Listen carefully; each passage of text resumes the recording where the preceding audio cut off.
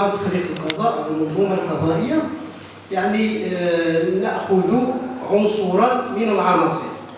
نتحدث عن تخليق منظومة العدالة، هو موضوع شاسع يعني من أجهزة الدولة وحلفه. بغينا أن نتحدث عن منظومة القضاء وليس القضاء. منظومة القضاء يعني فيه جميع المكونات ديال القضاء، بدءا من الشرطة القضائية إلى آخره. إذا التخليق في علاقة القاضي مع القاضي، التخليق في علاقة القاضي مع المتقاضي، التخليق في علاقة القاضي مع المحامي والعكس كذلك، يعني التخليق في علاقة المسؤول مع القاضي، في علاقة القاضي مع الموظف، مع إلى آخره، مع الجميع، بمعنى أن تكون المؤسسة خلوقة حتى ولو أنه ليس عندك أشخاص خلوقين، لأن مسألة أخلاق الأشخاص مسألة كما قال أحد المتدخلين هي مسألة ذاتية، هي مسألة مسار حياة، هي مسألة مسار حياة تبتدئ من الأسرة مرورا بالشارع، بالمدرسة، بالجامعة، بمراكز التكوين، إذا كذلك بمراكز العمل. قد يكون الشخص قد تلقى تربية يعني أسرية جيدة، لكن الشارع يفسده والعكس صحيح إلى آخره.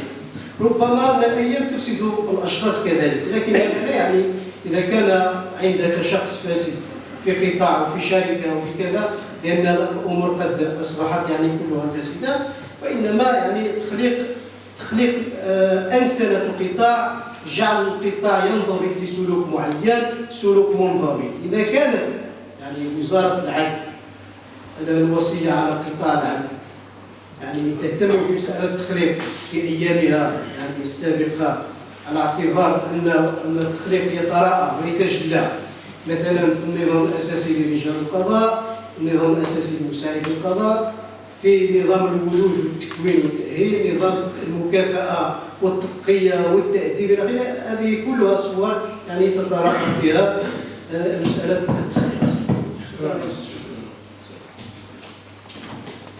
قضاء النيابة العامة، فإشكالية التبعية للسلطة الرئاسية كانت دائما مطروحة. طبعا المشرع كان قد وجد حلا في مقتضيات المادة 38 حينما نص على أنه لممثل النيابة العامة أن يدلي بمستنتجاته، يعني يطبق التعليمات ويدلي بمستنتجاته الشفعية كما يريد، طبقا للقاعدة القلم أسير واللسان حر. إلا أن الواقع أن الفصل 110 من الدستور أتى بقيمة نوعية حين نص على أن قضاة النيابة العامة ملزمين بتطبيق القانون كما يتعين عليهم الالتزام بالتعليمات الكتابية والقانونية،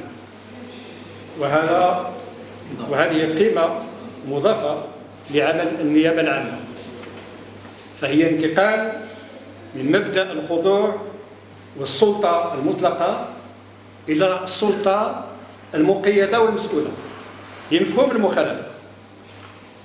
إذا خالف قاضي النيابة العامة هذه التعليمات، إذا كانت غير قانونية، فما هو الأثر؟ ما هي الضمانات التي يتوفر عليها قاضي النيابة العامة؟ الواقع أنه من الناحية القانونية البحتة ليس هناك أي أثر على مخالفة تعليمات الكتابة، فالعمل الذي يقوم به قاضي النيابة العامة إذا اقتنع به فإنه ينتج أثره القانوني ولا يترتب عنه البطلان. لأن الإشكال من الناحية الواقعية، ما معنى هذه التعليمات؟ شنو المقصود بالتعليمات؟ تعليمات السلطة التنفيذية، تعليمات السيد وزير العدل. المشرع نص على أنها في إطار تعليمات تأتي في إطار السياسة الجنائية. هنا خصنا نوقفوا على شنو هي السياسة الجنائية. السياسة الجنائية في نظري أن تكون شبيهة بالقاعدة القانونية، يعني تكون فيها نوع من التجرد. أما إذا تحدثنا عن الحالة، هنا الإشكال راه مطروح في فرنسا من العهد ديال ساركوزي ولا زال مطروح، والمسوده ديال القانون الجديد تشير الى انه يمنع على وزير العدل اعطاء تعليمات فيما يتعلق بالحاله، خصوصا اذا كانت هذه التعليمات ترمي الى عدم المتابعه، لان في ذلك نكران للعدل. اما من الناحيه الواقعيه نتساءل عن الضمانات. شنو هي الضمانات اللي عند قاضي النيابه العامه باش يخالف التعليمات؟ انتم تعلمون ان قاضي النيابه العامه في تدبير ملفه الاداري موكول لرئيسه المباشر، فاذا خالف تعليماته فانه هنا رد الفعل المحتمل يمكن ان يكون سلبيا في النهايه، فهو موكول لضميره أو لهواه. وهنا نتساءل الغلبة تكون لمن؟ إذا النص فيه نوع من الضبابية، الواقع نفس المشرع يدخل ويعطي نفس الحماية اللي أعطاها القضاء الجالس، وهذا بضمان الأمن القضائي للمواطن، لأن هذه السلطة ليست مقررة للسيد وكيل الملك ولا الوكيل العام للملك، هذه السلطة مقررة لصالح الفرد في النهاية، لصالح المواطن. إذا أكثر شكرا. إذا المشكل أكثر من ذلك، وهناك فرق تشريعي، وأعتقد بأن